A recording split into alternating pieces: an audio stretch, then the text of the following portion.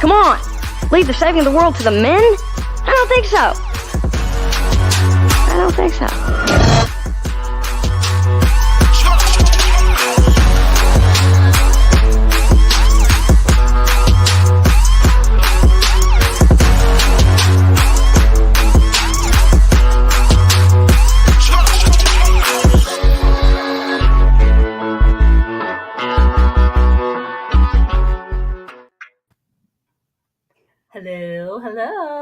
Hello.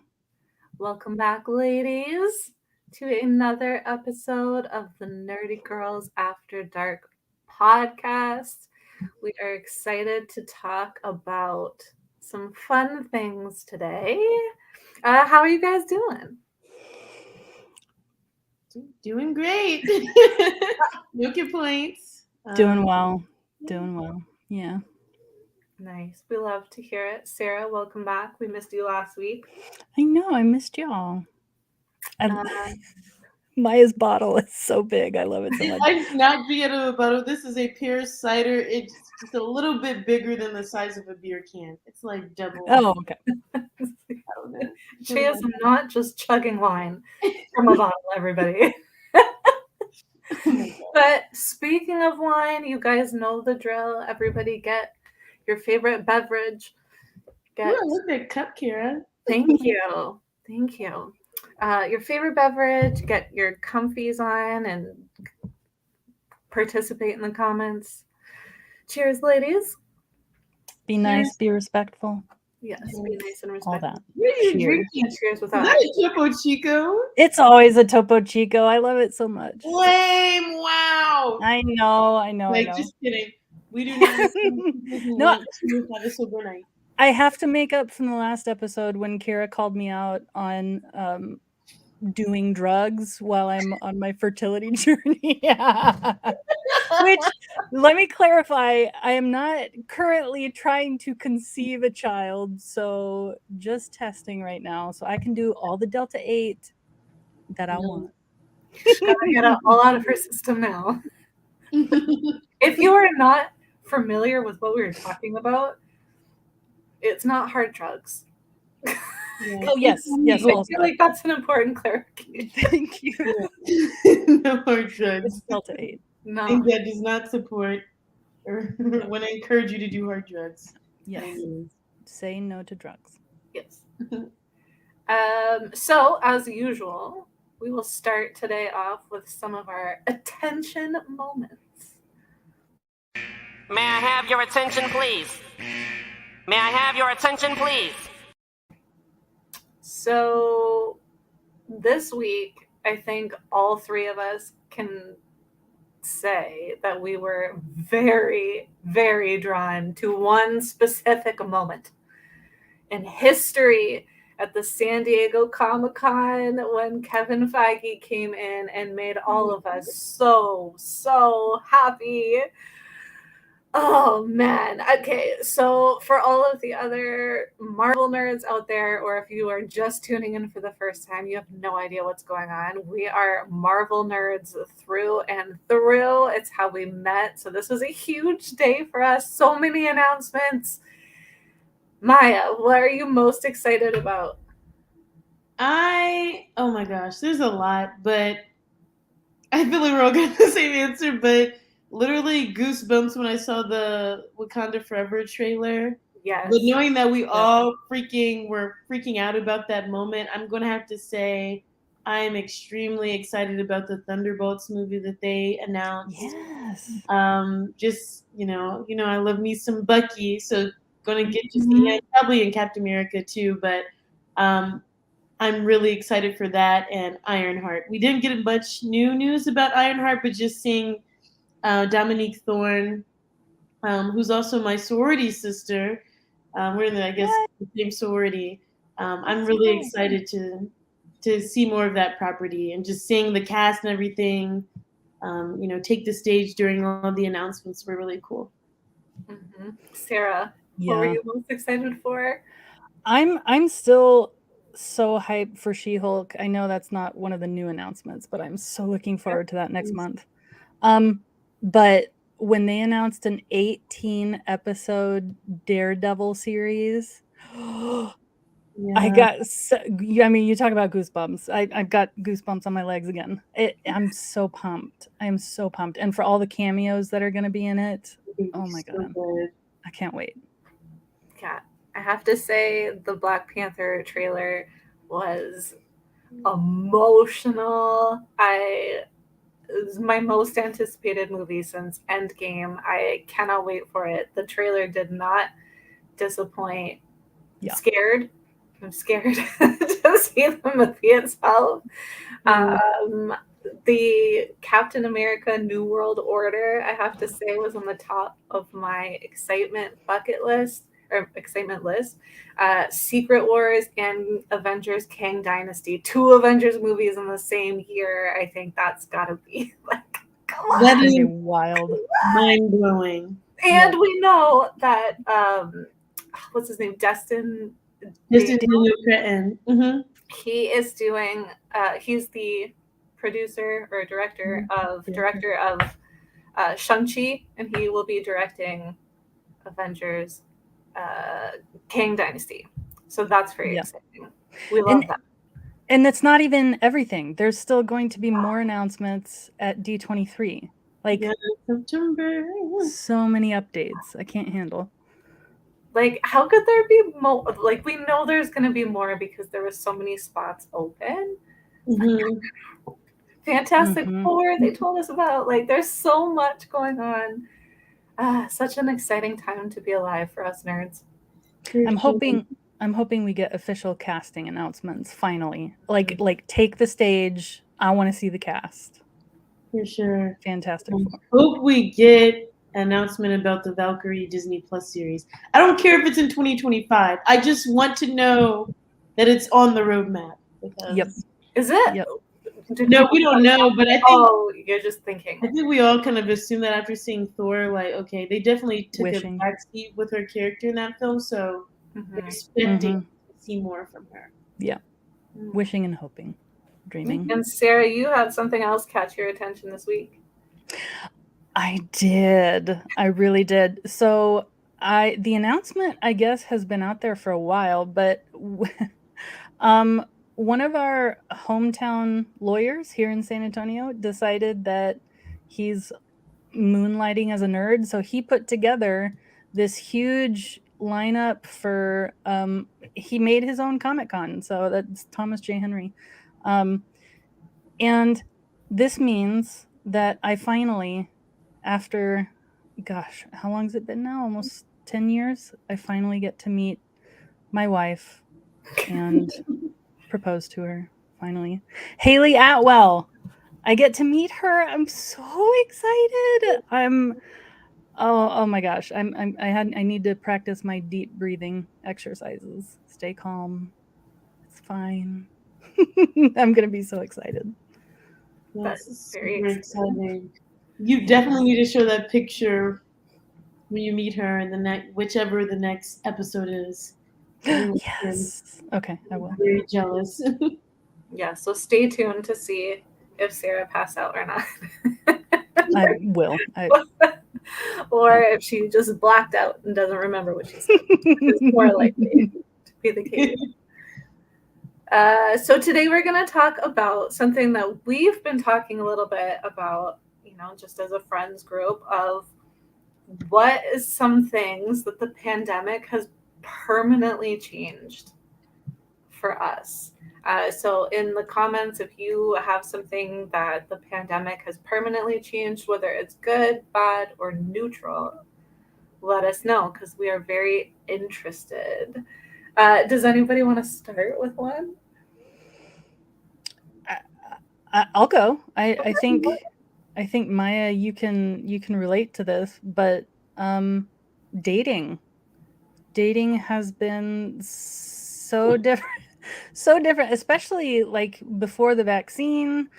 And I had a few virtual dates, like virtual happy hours.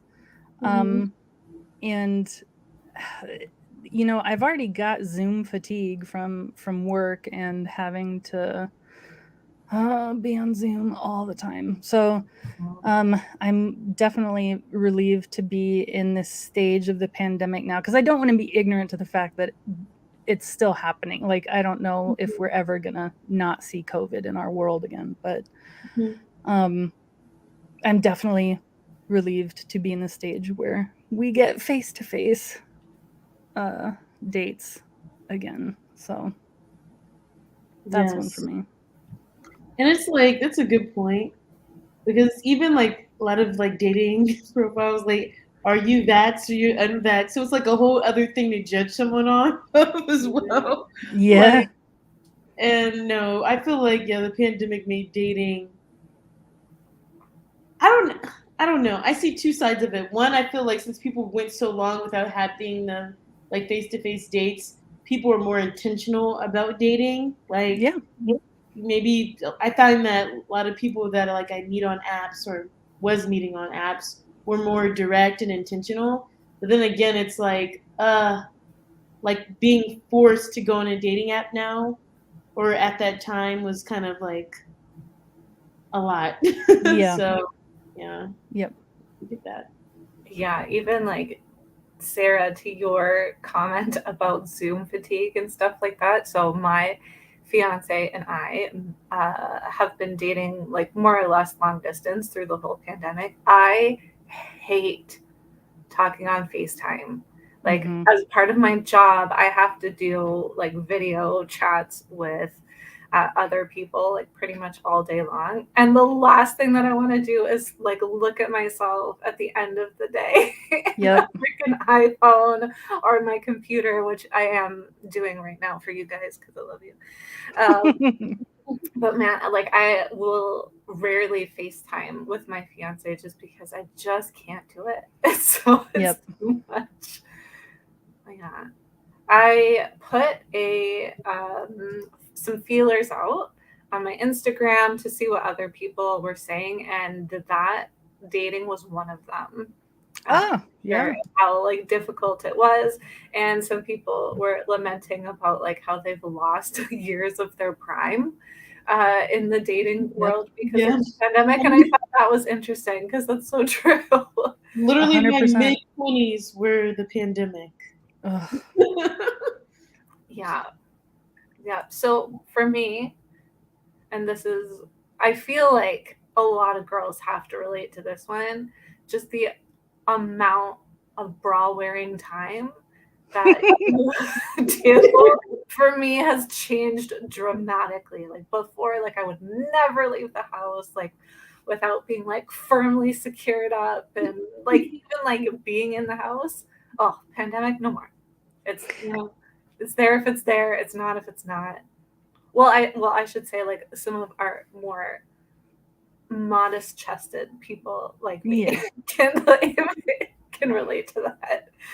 See, I'm so scared of saggy boobies. Like even if I'm like hanging around the house, I have to have them secure just because I don't want gravity to do its thing. I don't know. I am probably an enigma. Is that how it works though? Probably not, but I think so. I think so. Because I was saggy booby game before the pandemic. Like, just letting them be free. But I feel like when you wear a bra, you kind of like train your boobs to like kind of be like more up and perky, whatever. I hate wearing a bra, so I usually don't wear them. Sucks. Yeah, I know. There's like this episode of New Girl where Jess is like, my boobs are loving not going to boob jail every day. And I always think about that because it's so true. But yes, that's gravity. That's one of mine. But it seems to have like permanently changed. We'll see how long it actually sticks around. I'm going to pull up some of the things that people had said because some of them are really interesting. I will say it is still one of my favorite feelings in the world is taking off the bra after a long day at work or whatever. It's like rubbing your eyes after makeup. Yes.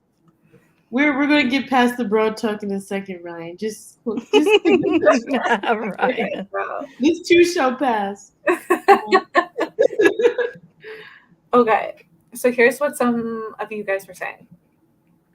So immune systems, like parents were talking about how their kids are sick now all the time because they weren't around other kids for a long time, so now their immune system sucks. And then other people were agreeing that as adults our immune system sucks as well. Quite a few people mentioned loneliness or being alone, feeling alone, anxiety doing certain things like going to the grocery store. Oh yeah.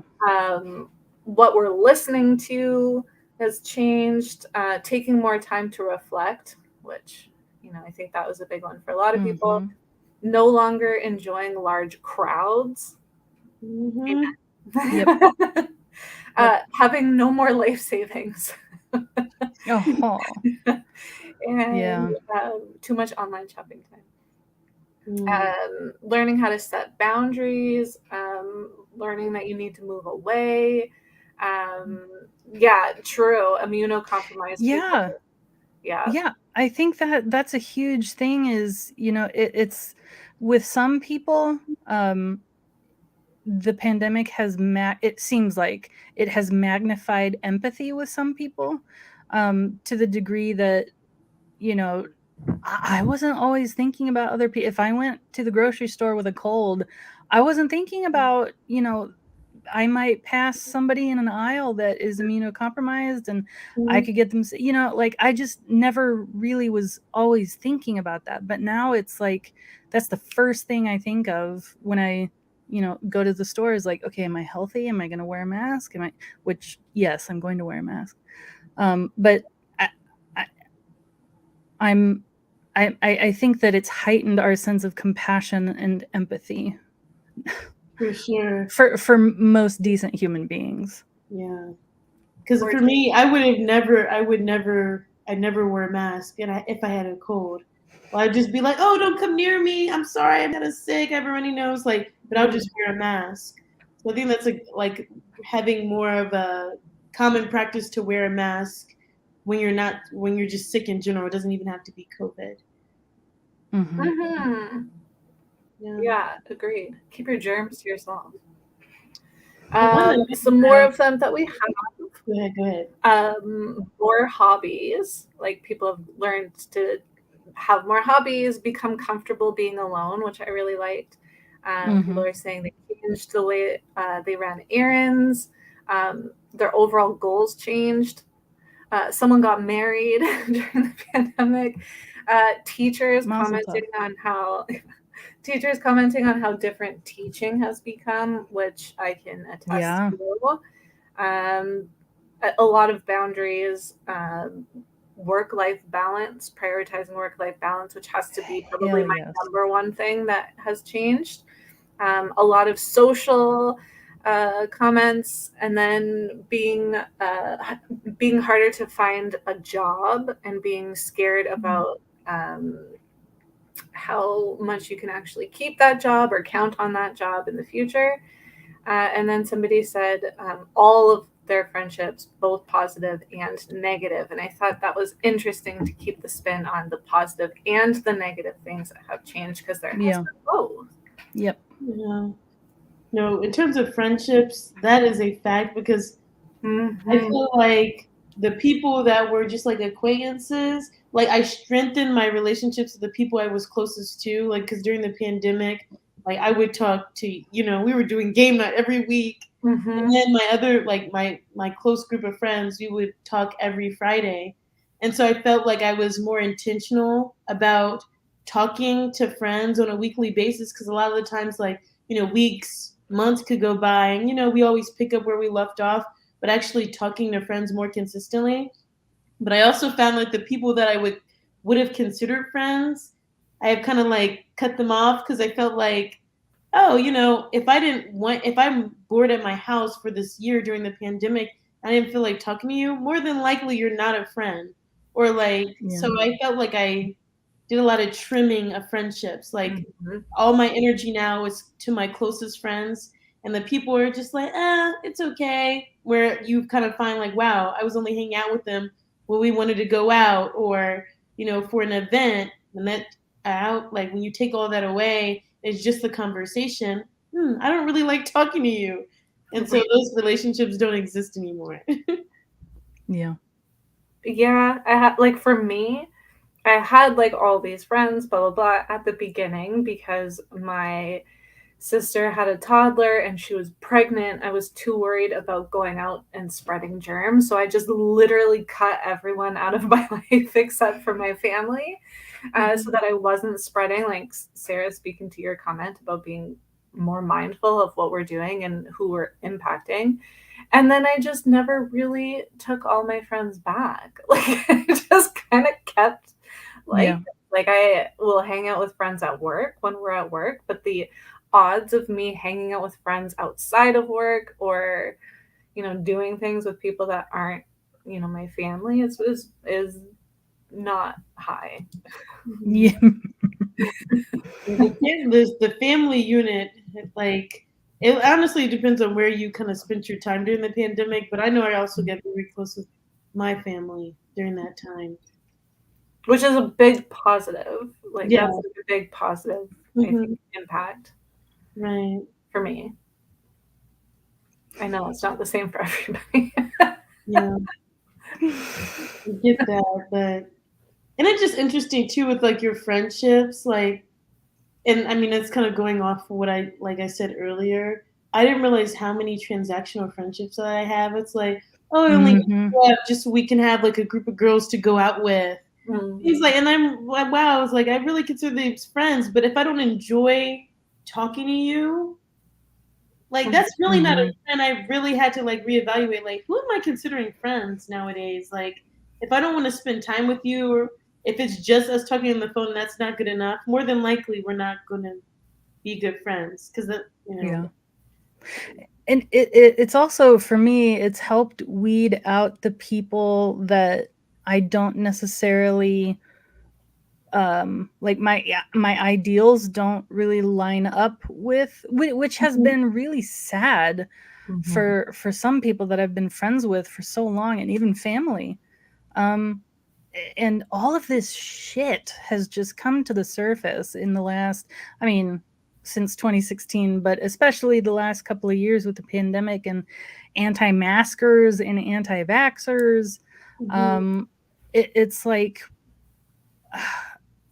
I don't want to be around people who don't want to care about people and help people and protect people.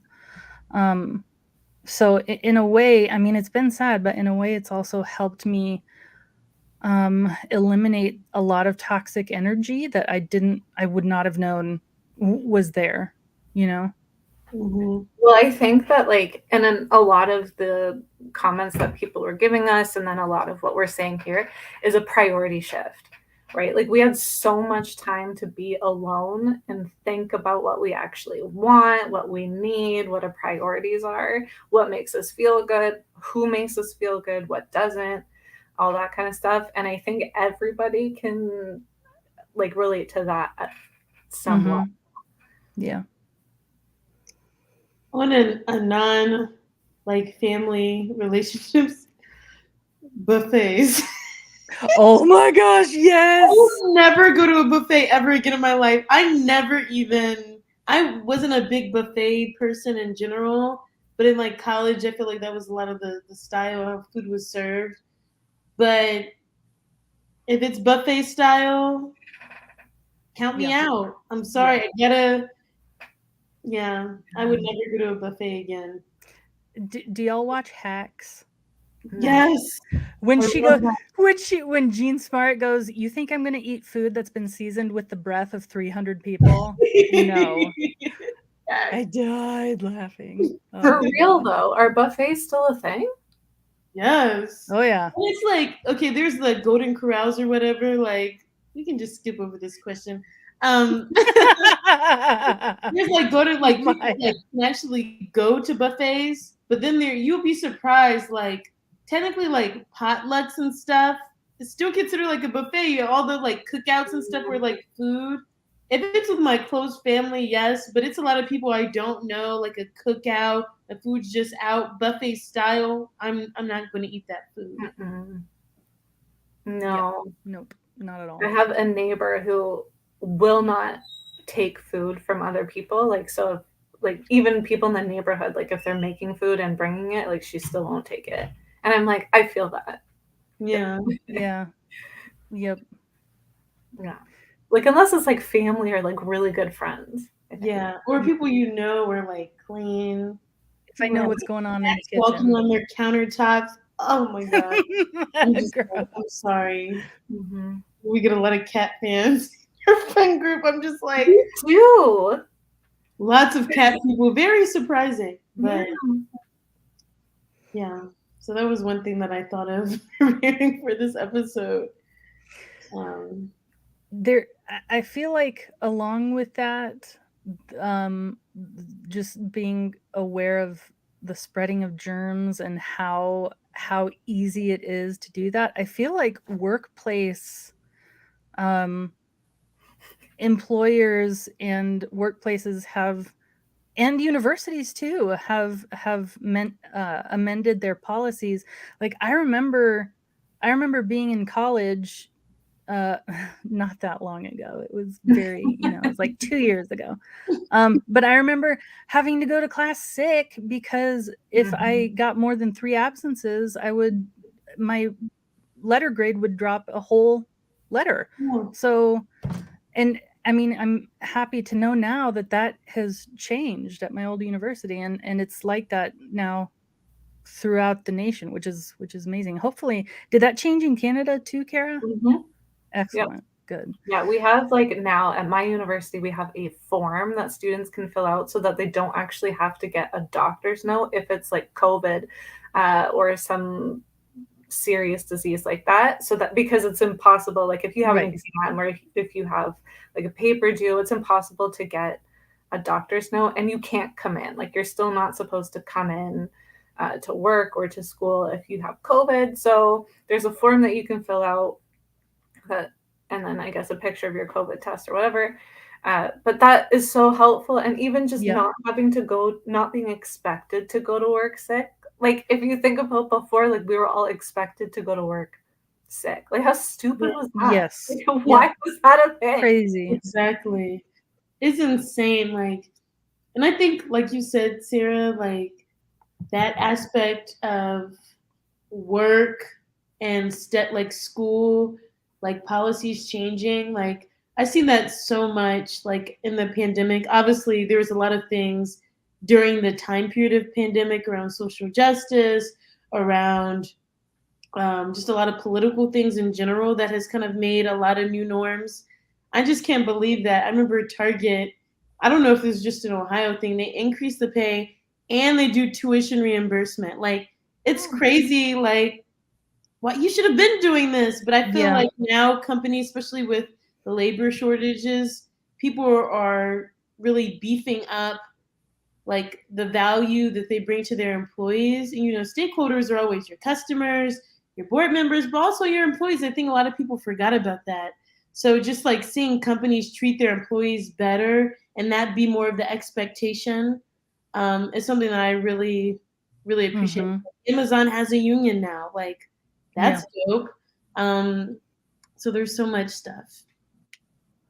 A comment from Kristan saying, coming from the hospital, working through COVID, everything has changed. You cough, get a test, etc., etc.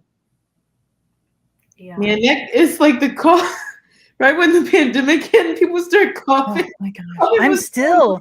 I'm still like that. If I'm on the bus and I have to cough, I am like that meme with that kid with all the veins popping out of his head, just desperately trying not to cough. That's another thing, is like coughing in public. Like, man.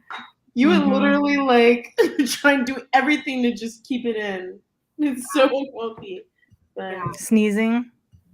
If somebody else coughs or sneezes, I'm like like get away from me. It's just terrible.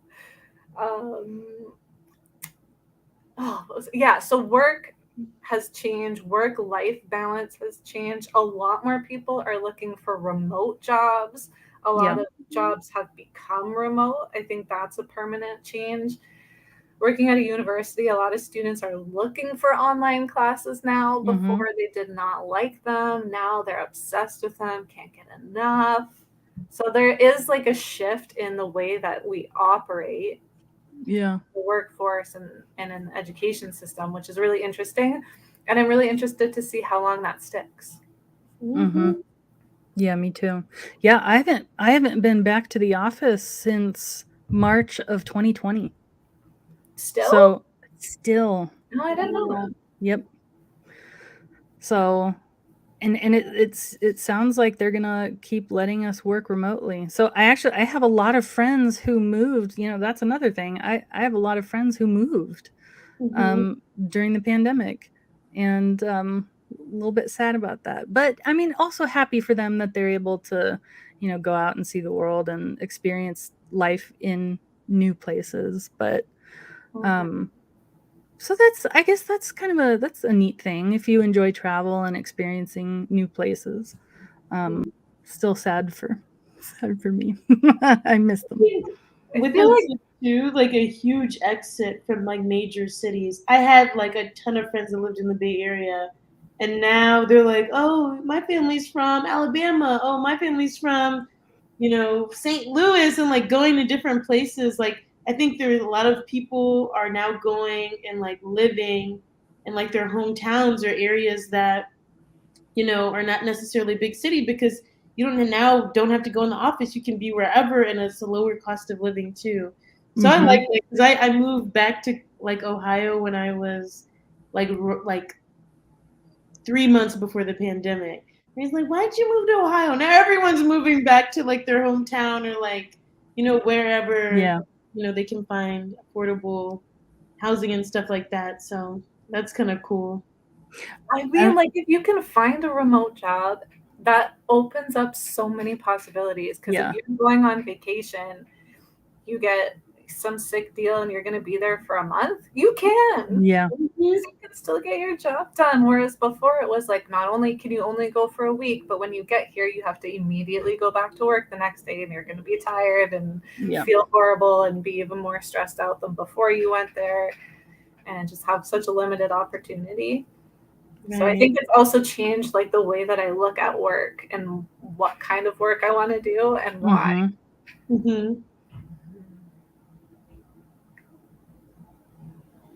I had something I was going to say and I forgot.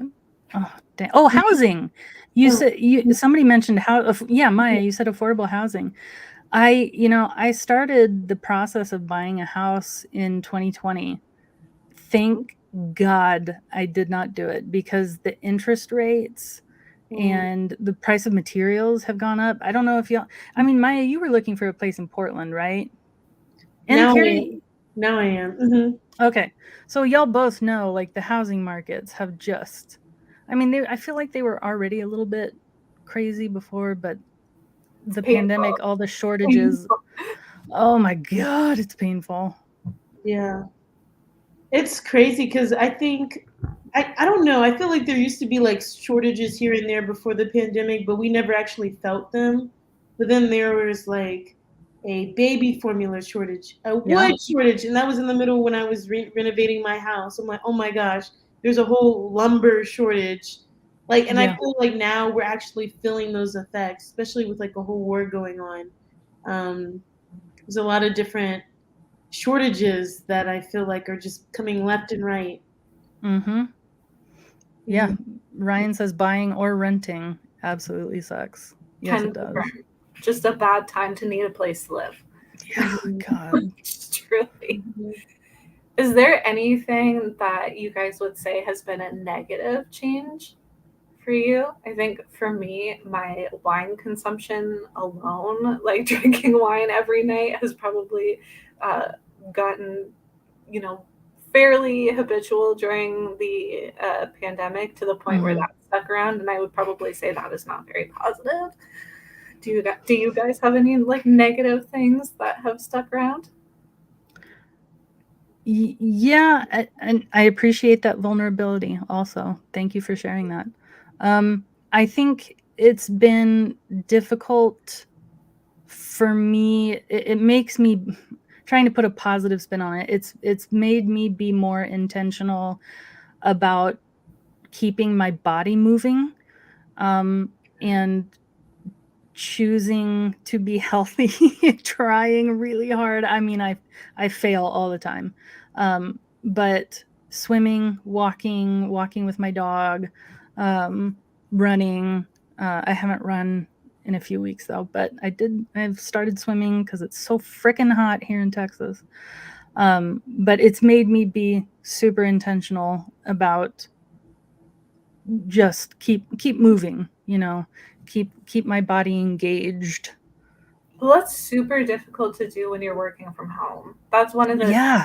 it's because I'm currently doing like a hybrid thing. So some days I'm on campus, some days I'm at home. The days that I'm on campus, I average like 15,000 steps, always moving. I have a standing desk, like I'm a lot more active. When I'm working from home, I average like 4,000 steps. Yeah. I have no standing desk. I sit and like on the couch or at the table all day long and don't move. So yeah, definitely moving, physical activity. Yeah. Something that I think it's like a kind of a double-edged sword is I feel like I lost a little bit of self-awareness in terms of me talking to myself. I talk to myself a little during the pandemic, especially when I had a dog. I was talking to him like full-fledged. Can you believe what she said to me? Like full-fledged conversations with my dog. Okay, had to rehome my dog, and now I'm noticing that I've been like talking to myself so much that like when I'm around people, I'm like, oh, I have to turn that part of my brain off because I did it with my nephew. He's in my car in the back seat. I almost forgot he was there, and I was talking to myself, and it really freaked him out. So I feel like talking to myself is a good thing because it helps me like prep how I want to approach conversations. Like a lot of times I do some like role play with myself. What am I going to say when I have to have this tough conversation? But since I was so used and I live by myself, since I was so used to like being in my own space, I'm like, I have to think about that. And I'm like, and I hate that. And it's like a negative thing for me. Like I have to learn how to not talk to myself, essentially. Yeah, that's a great point because a lot of people that I've talked to at least have talked about having to relearn social skills just because we have been out of practice for so long. Not so much now. I feel like people are being reintegrated into work and social things, but like a year ago, it was tough for a lot of people, especially introverts. I'm an introvert, so it's been a learning curve, relearning curve for me. Yeah, like when you have to ask other people how their day was and stuff like that. I'm so bad for that now. People are like asking about things. I'm like, oh great, yes, and, this and that. Yep. Right. Yeah. Like end of conversation. Like there's no like, what are you doing? Like, how have you been? Right. For sure, because it's like even if you're in the pandemic, we were probably just talking to the people closest to us. So like dealing with strangers or people you've never met before feels like it's like a muscle we have to start using again. Oh my God, like last September, it was my first work conference like back. And I literally felt like I had a mini panic attack. And I pulled like one of the people that were hosting the event. I'm like, I'm sorry, but like my social like anxiety's on like 1,000 right now. Like small talk, people I don't know, people older than me. I'm like, this is uncomfortable. So I mean, the good news is I think a lot of people are feeling that way. Right. So just no one has social skills right now. Right. Or so we think. Yeah. Is there anything else that we haven't touched on that you guys thought of about things that have changed? I guess I have one question because you mentioned someone who responded to your Instagram story. Any new hobbies during the pandemic that y'all have had with the time? Have y'all like did anything new and different? Oh, I started a comic shop. That happened. Yeah, that's a great point. Boredom. But yeah, I started selling all my comics. So yeah, that's one thing. Yeah. We started this podcast, I guess, kind of. Yeah, There you true. go. I remember. Sorry, go ahead, Kira. I was just gonna say I started doing puzzles, which is something that I truly hated before, like truly hated. And then like through the winter, like like we were in Canada and Ontario, we were in lockdown for quite a bit longer than you guys were, I think, because we went back into lockdown over Christmas, like this past Christmas for another 6 weeks. So then I started doing puzzles. Yes, Ryan. Thank you. Yes. So that has been fun. Good winter activity. Wouldn't do it in the summer. Yeah. So in 2020, my dad has always been a really big biker, and so I like to bike here and then, but I didn't own my own bike for a long time. So in 2020, like pandemic hit like right before spring, so I got really into biking. Got my own bike. Me and my dad would go biking. It was during 2020, like during the summer and like spring. It was almost every day we would go biking. But that's something that I'm like still keep up with. I love going to bike. So that's like something that I realize I really, really like doing. And you may not have had time for that pre-pandemic. Yeah, nope. Yeah. I didn't even have like a bike rack on my car or anything. So it's a good activity for me to stay active and also like take in the nice Midwestern flat bike trails that we have here in Columbus. One, like, I just remembered what I think is a negative thing, I think, is like going back to kind of what you guys are saying about dating and how tough it is to start dating during this time. Like, for those of us who were dating through this time, like, Chrisanne and I, when we hang out, like, we just watch TV. Like 90 Day Fiance, like trash, like Netflix, Love is Blind, like 90 Days. Like, we just watch TV and movies. Like, we rarely actually go out on dates because for 2 years we couldn't go on a date, and that was through like the majority of the beginning of our relationship. So what do we do? Like, we do nothing. Like, so we just hang out at home. Or with family. If anybody else has dated through the pandemic and you feel this way, like, please contact me. Or if you've been dating through the pandemic and you still go out and have dates and know how to do fun things, tell me how. Yeah, that's so interesting. Yeah, because I've got a lot of anxiety about. I just started wading back into the pool, the dating pool, and it gives me anxiety trying to figure out what to do, like, which is so weird because before the pandemic, I mean, I don't think anyone is like great at dating, but You'd be like, movie, coffee shop, Yes. go-karting, mini golf. Yeah, bowling, what a concert, and all that stuff. I'm like, I don't know, germs. I don't know, Mm-hmm. Which, how are bowling alleys still in service? Like, who's sticking their fingers in those holes? Come on. That's what You? Oh no, not me. Oh. I never did. It's so funny you said sticky fingers in those holes because when I was a kid, I was like 6. I sniffed one of the bowling ball hole. Never been back since. Why would you do that? that? So disgusting. I'm like, bowling. I think bowling is just like it's not fun. It's disgusting. You're sharing like items like, oh my god. Anyway, sorry. I That's a great question, Kara. Thank you. Thank you. in San Antonio we have a thing called cosmic bowling. I don't know if that's a Oh, thing yeah? anywhere else. Mm-hmm. You have it in Canada? Mm-hmm. Oh my gosh, it is that's a lot of fun. Like that's like the glow in the dark. Like Yes, yeah. yes, and they serve Mm. drinks, and the Mhm. playlist is amazing. Mm-hmm. That's fun, but How can again, you get past the fingers in the holes? Like, how do you come back from that? I don't know. True. Gloves. Will you bring your own bowl? I don't Yeah. know. Yeah. Lots of hand sanny. Or just like hold it like this and roll between the legs. Yeah. Oh man. Well, Yeah.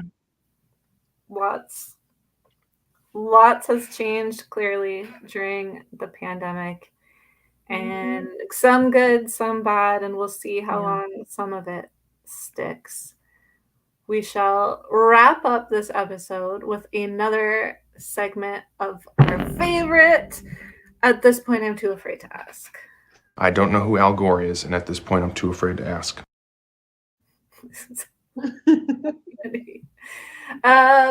Maya, what kind of questions did we get this week? Okay, so the first question we have. Okay. So, do you have crushes on random people you encounter that you don't really see anything developing with? Yeah. So basically, like, someone like, it's more than just finding them attractive. You actually have a crush on them, but basically you don't pursue it. Yeah. Has that happened to you? And kind of like, why? My psychiatrist looks like Jennifer Esposito, so, and I'm not going to pursue my psychiatrist. Oh God, I hope she's not watching. But yeah, I get real excited to talk about my medicine.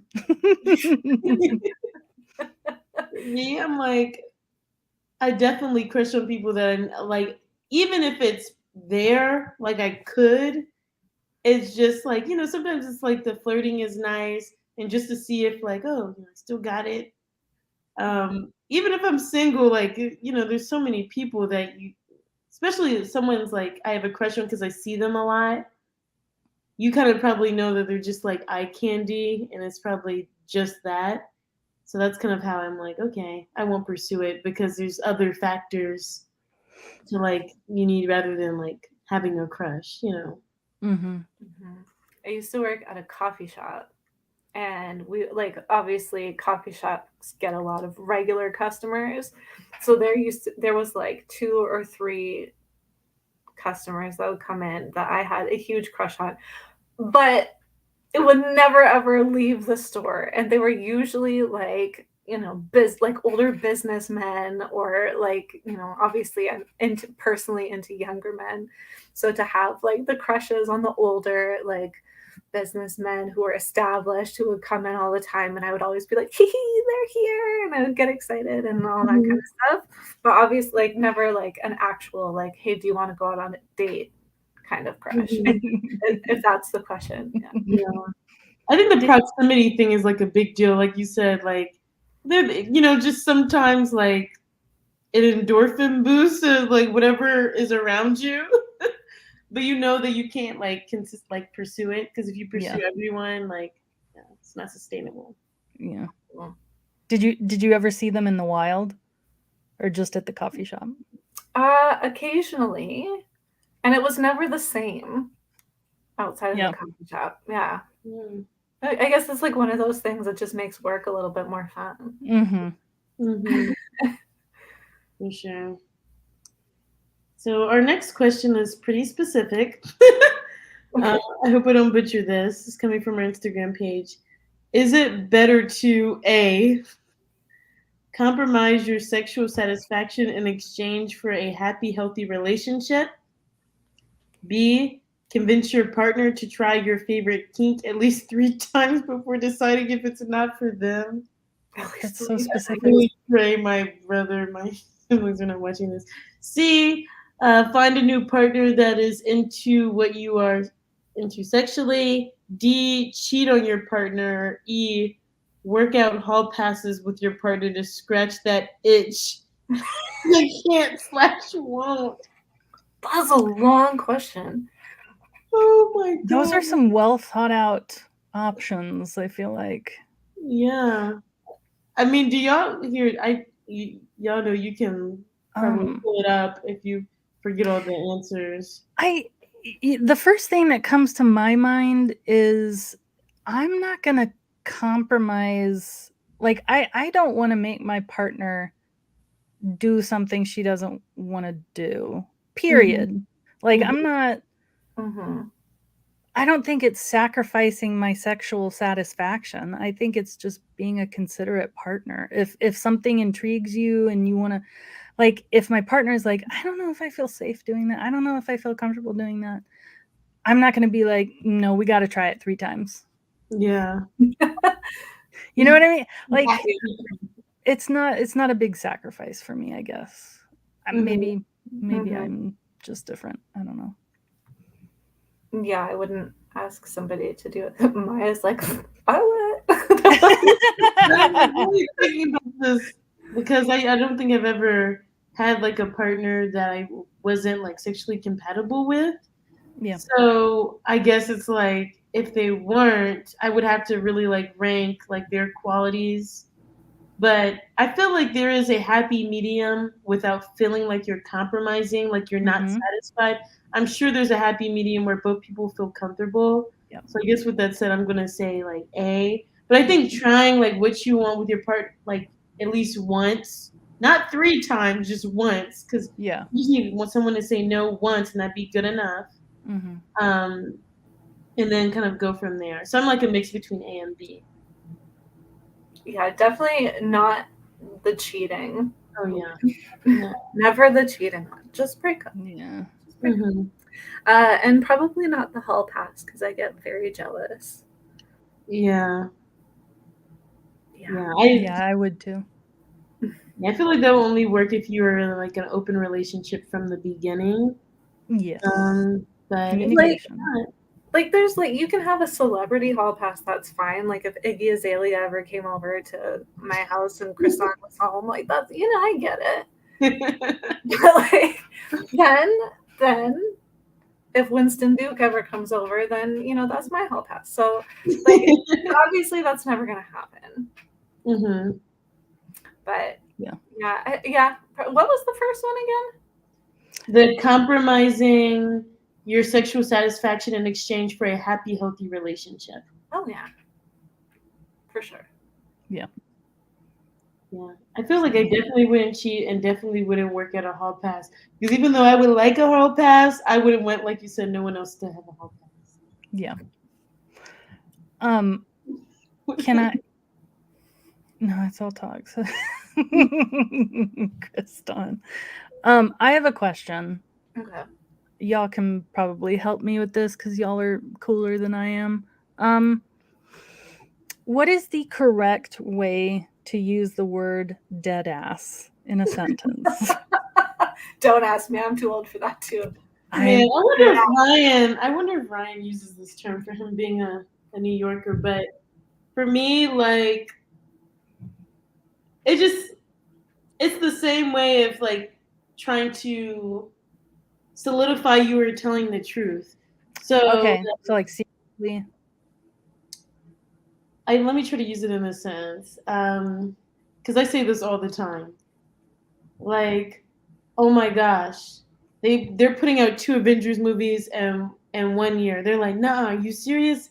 I'm gonna say Deadass. Okay. Deadass announced 2 Avengers movies in 1 year. Like that's how I would use it. Okay. So like just showing like you're being like truthful or like your emphasis. Right. Okay. But I do feel like we're too old to use that. What?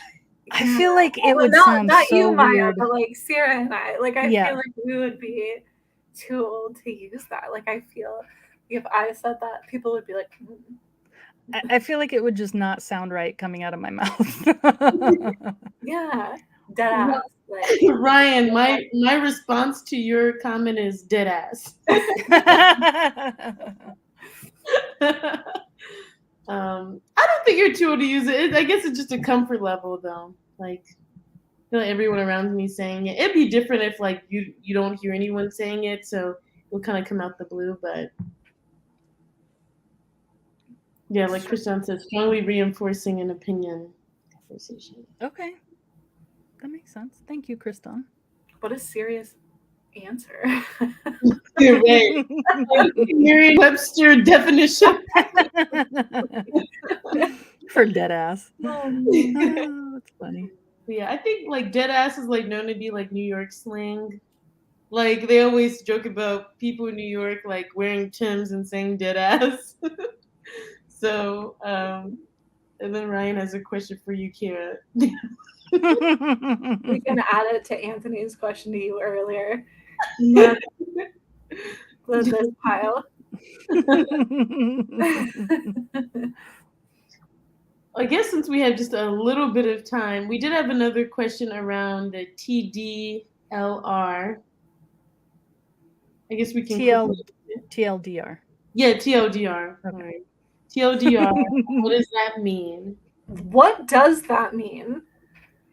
So is it too long didn't read or too long don't read? Because I've heard both. I thought it was don't, but Okay. didn't makes way more sense.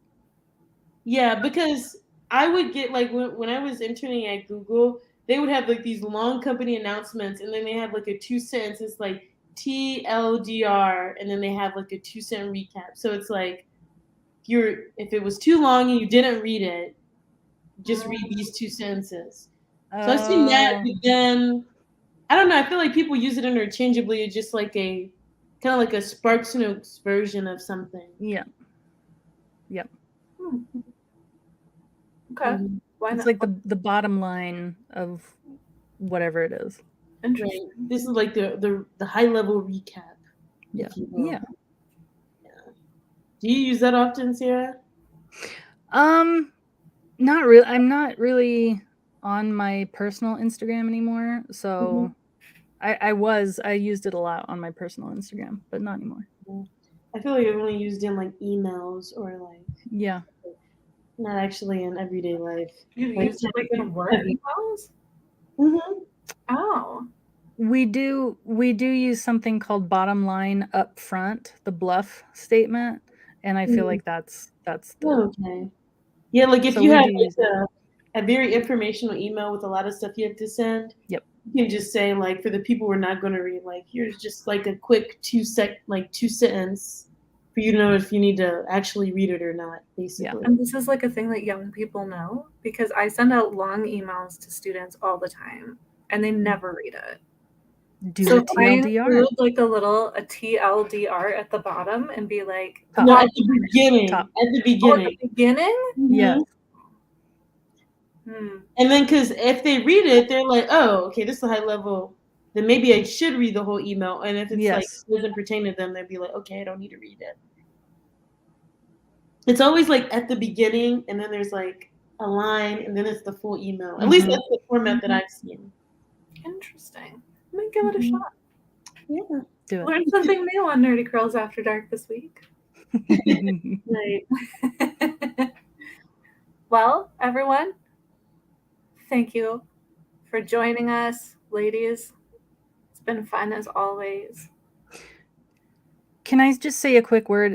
It would feel weird if I didn't do this, but for those of us who have lost people during the pandemic, I would like to do just a quick cheers to our loved ones that we'll see again one day.